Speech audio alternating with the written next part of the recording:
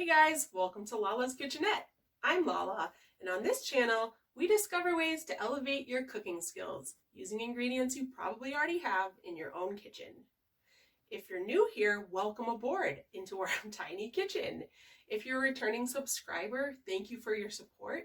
Feel free to share and like away, and hopefully we'll get some feedback in the comments below about what you guys want to see in future videos.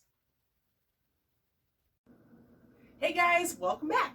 On today's episode, we're making roasted tomato bruschetta. So over here, I have some tomatoes.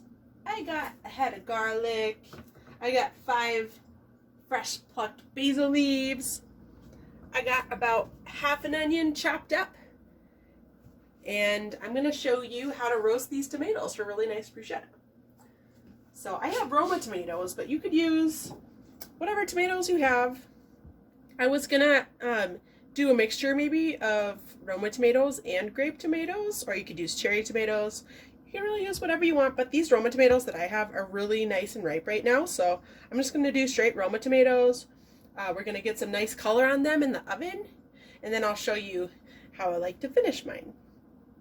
So I figured, since this is kind of a shorter video, I would show you how to cut some of these things. I know a lot of videos I've just already done it all and have it in bowls ready to go, but since this is a shorter, easier one, I figured I would show you each step of the way.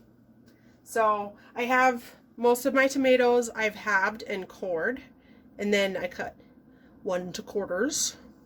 So yeah, we're gonna cut it in half lengthwise. We're gonna take the core out and get that little core out of there. Just getting that little stemmy core part out.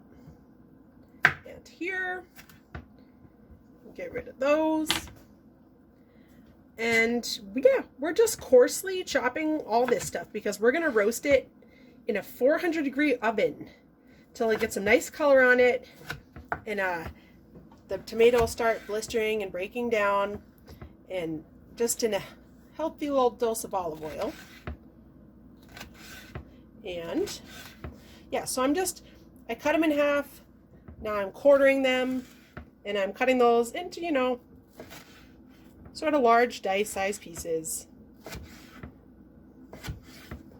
And once these are done roasting, I'm going to go ahead and sort of just lightly mash them up a little bit more to kind of blend the ingredients together. So it's not going to be like a smooth puree, like a blender type thing, but it's going to be a little chunky still. And usually you would use bruschetta, as an appetizer on like grilled crostini, which is just baguette, and, rubbed with olive oil, and you'd use like a clove or a whole head of garlic. You'd cut it in half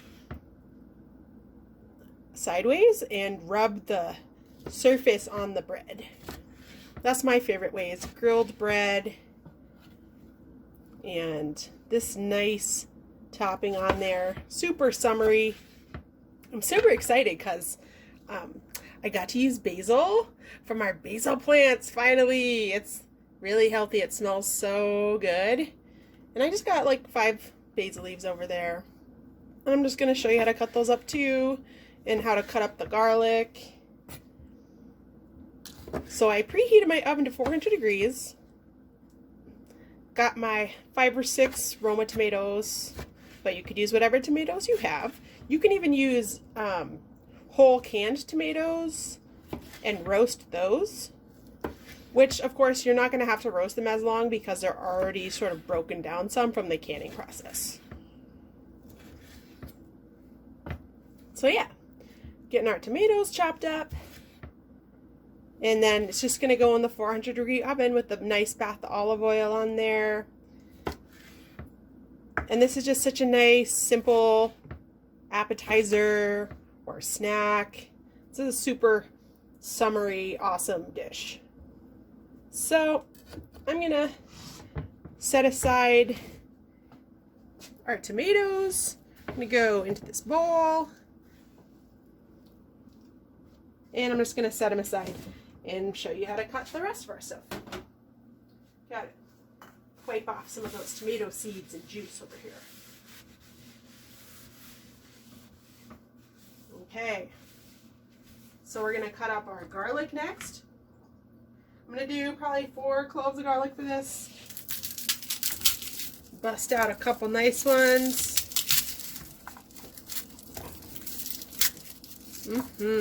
And this, you know, I'm not even really going to cut it up because I'm going to roast it in a 400-degree oven, and it's just going to melt into our tomato mixture.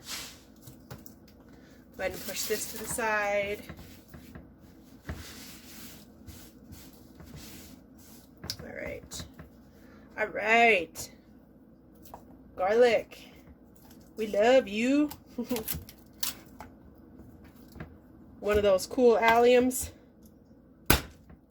So I know, I think it was in the balsamic vinaigrette video. Yeah, I'm pretty sure we peeled our garlic and shallots. But I'll like do a refresher on that if you're not comfortable.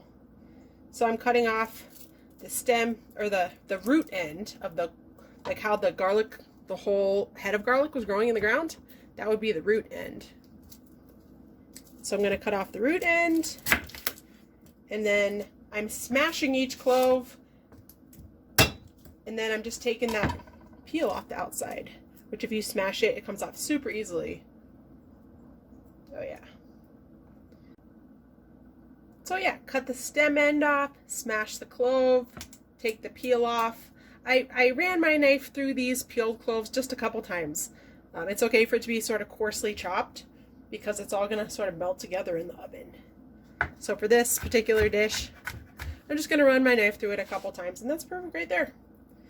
And I'm going to go put this in the bowl with our tomatoes, and then we'll cut the basil, and then I'll be throwing this little shebang in the oven. I love bread, and I love tomatoes, and I love cheese. And probably, if I had to choose one thing, like if I had to choose like 3 foods I had to live off for the rest of my life, it would be bread, tomato, and cheese. Or nice fresh basil leaves.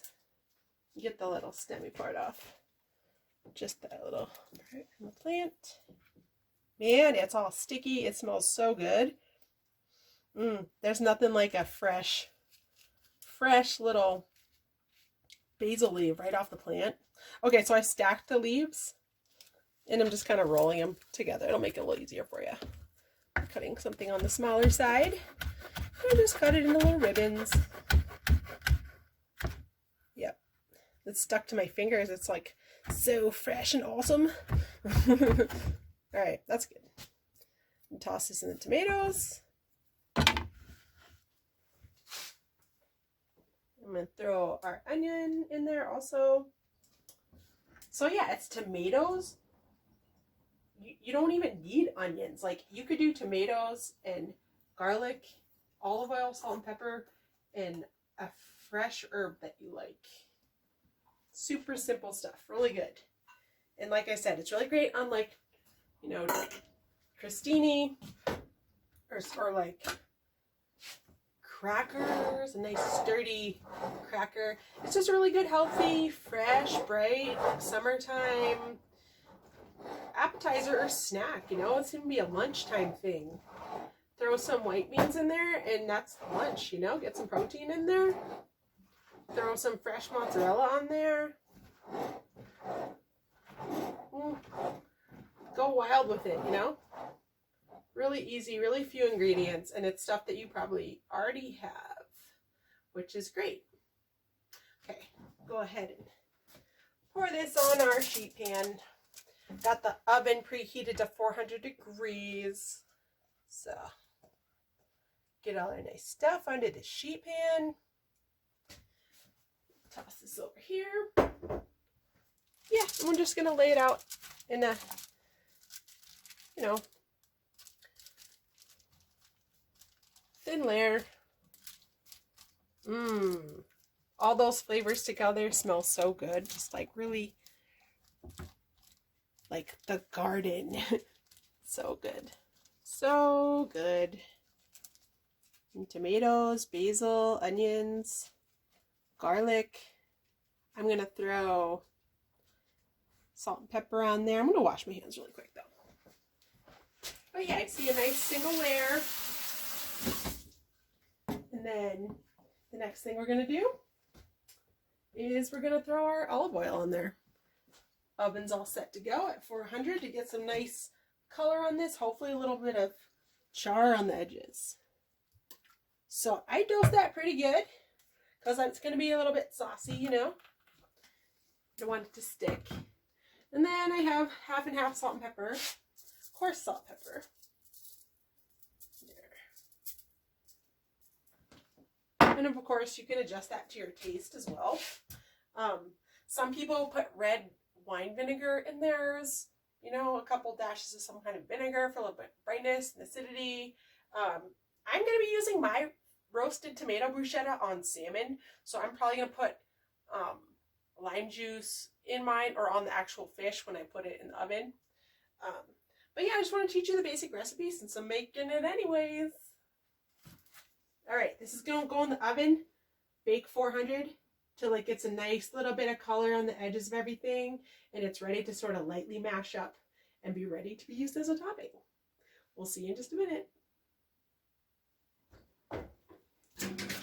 Alright, so we roasted our tomatoes and our veg for about 20 minutes. I stirred it and rotated the pan about halfway through. So, as you can see, we achieved our nice little bit of color, those little wisps of darkness around. And next thing I'm going to do is I'm going to take a rubber spatula, I'm going to scrape this into a bowl and just mash it up really lightly. So, come over here, grab my rubber spatula, scrape all this off. Yeah, the other reason that we didn't mince our garlic is that if we had minced it, it would have burned. So that's super important. Like anytime you're cooking garlic with other things, think about the rate that it cooks differently from the things around it, because bitter garlic will absolutely ruin anything that's around. But yeah, we just coarsely chopped ours, so it's totally fine. Just a little word from the wise for future reference. All right. Yeah, we're just gonna mash this up a little bit. We barely even have to, like it's broken down actually really nicely. Got that little bit of char, a little bit of bubbling, all those flavors all melding together. And this is gonna make a really, really great topping for our salmon that we're gonna bake tonight.